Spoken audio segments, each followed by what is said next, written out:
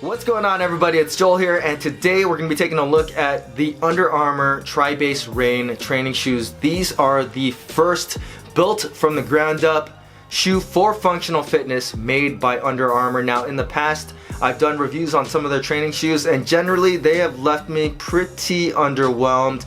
I mean, you could use them for training like the Charged Ultimate, the Charged Legends, but they were just not the best training shoes out there. I did like the Project Rock ones.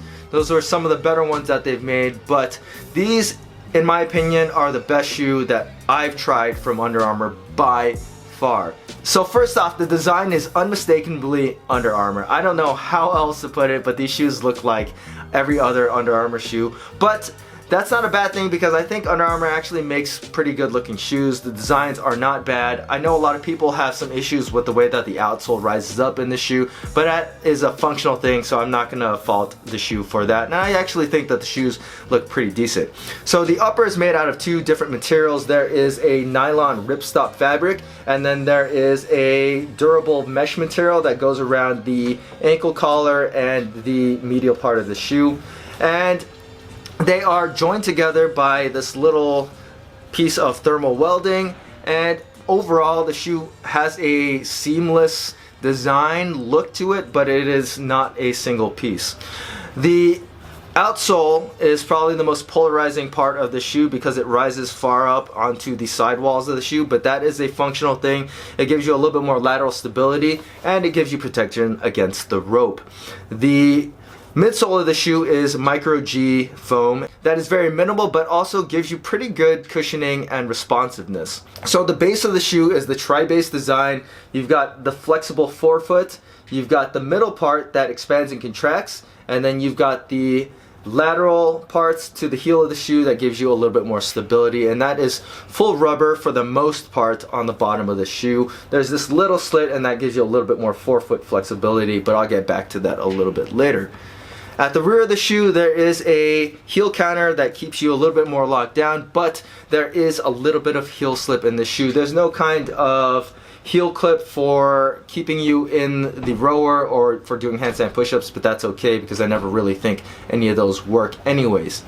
The tongue of the shoe is pretty minimal, and so is the upper in general. There's not a whole lot of cushioning around the ankle collar, but that gives the shoe a little bit more of a sock-like design. It feels really good on foot, and it is still comfortable despite not having a ton of cushioning all throughout the shoe.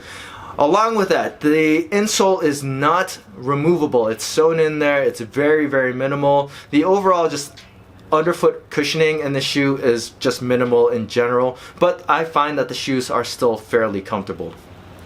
The lacing system is kind of like Flywire. These little pull tabs right here, or lace tabs, follow throughout the inside of the shoe to the bottom and give you a little bit more of a lockdown fit, though I do not like the top eyelets and the bottom eyelets because I feel like it's really hard to pull the laces through. The laces themselves are actually pretty nice. They're thick, they're high quality, and they stay tied for the most part. I haven't had issues with the laces becoming untied.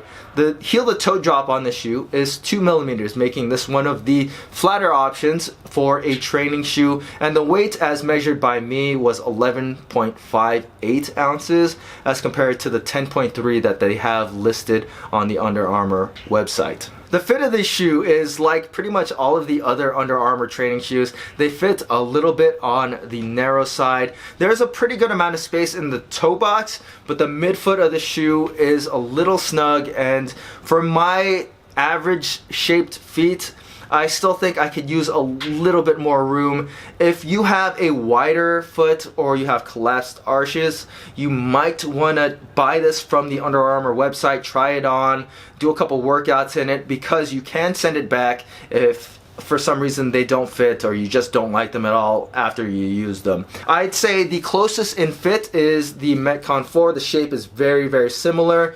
The length of these shoes is a little bit longer than the Metcon 4s. There's not a ton of cushioning on the upper of the shoe like there is in the Metcon 4s with sandwich mesh and the Nano 8s with the flex weave, but the upper itself is fairly comfortable. So for reference, I wear a size 10 in my Nano 8s, my Metcon 4s, my Charged Ultimates, my Charged Legends, my Project Rock 1s, I wore a 9.5. And on the TriBase Reigns, I wear a 10. There's a little bit of space in the toe box. The midfoot is pretty snug, but I would not size these shoes down at all. I feel like they fit me pretty spot on.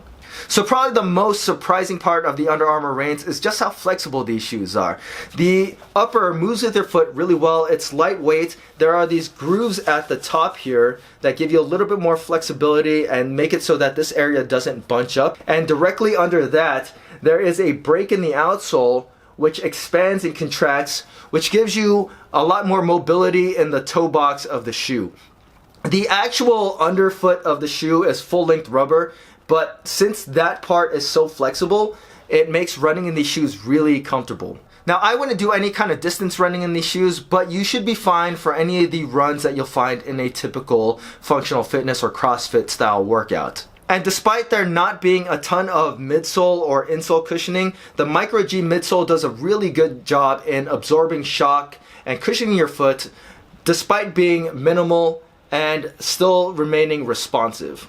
Stability is going to be the best part of the TriBase Reigns. The Micro G cushioning is minimal. The shoes feel low to the ground, but they're very, very responsive. The sidewalls rise up and give you more lateral stability. The TPU heel counter does a really good job of locking your heel into place for squats and deadlifts.